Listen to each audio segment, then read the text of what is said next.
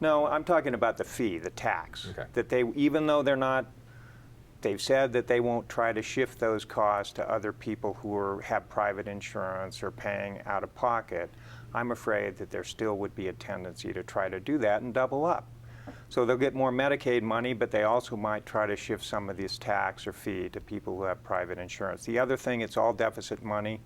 I'm very concerned that our kids, grandkids, and great-grandkids are going to be in hock forever to people like the Chinese and the Saudi Arabians and the Venezuelans paying off all this debt we're piling on them. And then the third thing is that we increase state, basically welfare rolls, Medicaid rolls, by 100,000 in the face of a very severe economic downturn. And is this sustainable? So those were my three main problems. Give me your responses to those, I think, pretty reasonable objections. Well, first off is you keep mentioning 5%. There's no fee set in the bill, so I'm not sure where you got the 5%. There's a maximum that the federal government will allow, but the state of Colorado hasn't set a fee yet. But they set up a commission that will, right. Am I correct? And as we looked earlier, they got all the money back.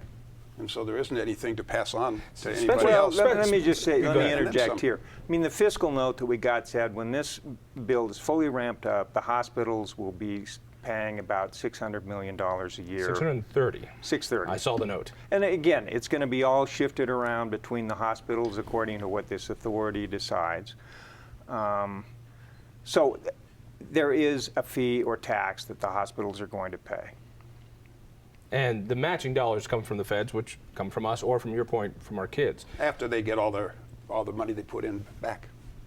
So they receive everything back that they put in, plus some. That's not a bad deal for the hospitals. But we did do a lot of other things. Does it bother you that most of this money from the feds is coming from deficit spending? A lot of things that bother me, what's coming from the feds. What I do know is they have some programs set up, and we're taking advantage of one. One thing that I took exception to on this bill was that it explicitly says that the hospitals cannot put this tax or fee and put it on their invoices to their patients. So in other words, all their costs will have to increase to whatever point that the commission says they need to do. Why not have the transparency so that people can see you are paying X amount more for this fee? Why not have that kind of transparency? Well, we could go on and you could continue. They didn't pay any more, and Spencer already agreed to that. He said he didn't pay any more. He got more back than he put in. I understand that point. So there's nothing to put on. I asked you a completely different thing, that somebody who goes to the hospital and pays will not see this increased tax or fee or increase. There's nothing to see. There's nothing to show. Where does the $630 million a year come from that gets matched by the feds? Now, if I go to the hospital and I'm not on Medicaid, and if I'm not using the services, I'm paying for them, then I'm paying this extra amount. No, the hospital's got it all back. Nobody paid it. Nobody paid it? No. So if I go in there and pay cash for a service at a hospital, which many people do, I'm not paying more for that service. Not a dime. Not a dime. Not a dime.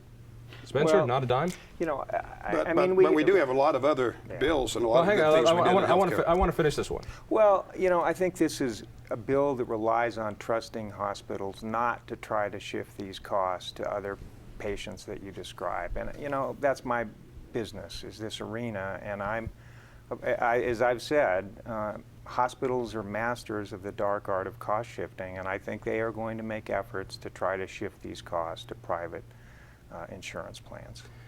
All right, one last thing that has nothing to do with healthcare, but has everything to do with budgeting.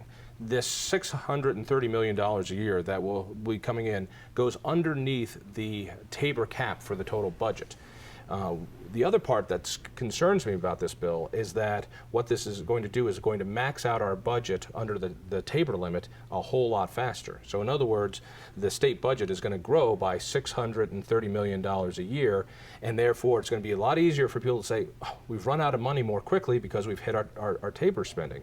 Aren't there also budgetary implications with Tabor under this bill? The budgetary implications are that the refunds that will be going back to the people, or the rebates going back to people, will now occur several years sooner than they would have without this bill. Spencer? John, I know we looked at this issue. The budgetary implications of a bill like this are very complicated, and I'm not going to venture there. All right. All right, you want to talk about some other things that went through. So thank you for answering those questions. Other than the affordability bill, what was the best victory? I think the best victory is what we did for providers. We were able to work well with the Nursing Association. We now have 10 more years of their licensing. We expanded their scope of authority, and I think that's important. So nurses can now do more.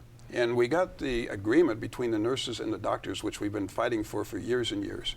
And now they're both on the same page, and they're realizing that together they can accomplish better things than they can. Can you give me an example of that? I was unaware that nurses and doctors are at odds. What can nurses do now at the end of the session that they couldn't do a year ago?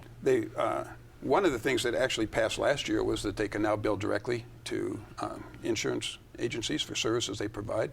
They can perform more services than they were able to do before. And the doctors gave up some authority in some other areas. And as a result of that, we have a better availability of healthcare access, which is very important, because access is not just the ability to pay, but access is the ability to have providers within 100 or 150 miles of where you live. And so a lot of the things that Spencer and I worked on together was how do we provide more access in other areas of our state so that people have someone they can go to. And we did that for the chiropractors, we did that for the certified nurses' aides, we did that for the nurses. There are 67,000 nurses. I'm a little confused when you say, I did that. What do you guys mean, I did that? Well, there were bills that we ran, and I think these were good bills. What they in effect do is create more healthcare providers out there, and hopefully with the existence of more people out there to provide services, it might help tamp down the underlying costs. There are is it easier now to become a chiropractor or become a nurse, or is it just easier to do your business if you're a chiropractor? We or a expanded the scope of practice, and I'm thinking particularly of the nurses. You know, I think nurses, well-trained nurse could be able to deliver a lot of the more routine type services that now, before this bill, only physicians could do. And they tend to be more trained, more expensive, and allowing nurses to expand their scope of practice creates more availability of healthcare providers. Especially, I think this is important in rural areas where it's very difficult to get doctors. What kind of things are we talking about? Can they prescribe drugs, or is it just techniques that they can use while treating a patient? There's some details here, but I know sometimes they have to be operating under the supervision of a physician. Some things they can do on their own, but again, we gave them a broader authority to provide services. All right, so this way, if there's a small town out in a rural area that has a nurse, but the doctor's not as available, the nurse can do more issues. Exactly, and they can also do some prescribing, unlimited amount, depending on their experience and their background. The other thing that it does is, to be a nurse in the state of Colorado, you need to be licensed, and this bill allows that license to go forward for the next 10 years. Had the bill not passed, then we would have had no nurses working. So in other words, you had to pass something. Right. Okay. So otherwise, we'd have no nurses, and you would have lost your job pretty darn quickly. What is it that Colorado should be most concerned about when it comes to health care? I mean, and I think people are separated from their health care. Those people who have co-pays, they pay $20, that their employer pays a large share of their insurance, so they don't really see that cost as well. At least that's not as transparent. And once you hit your deductible, it's a smorgasbord after that. Here in Colorado, what do we have that we ought to keep? What do you think we ought to change?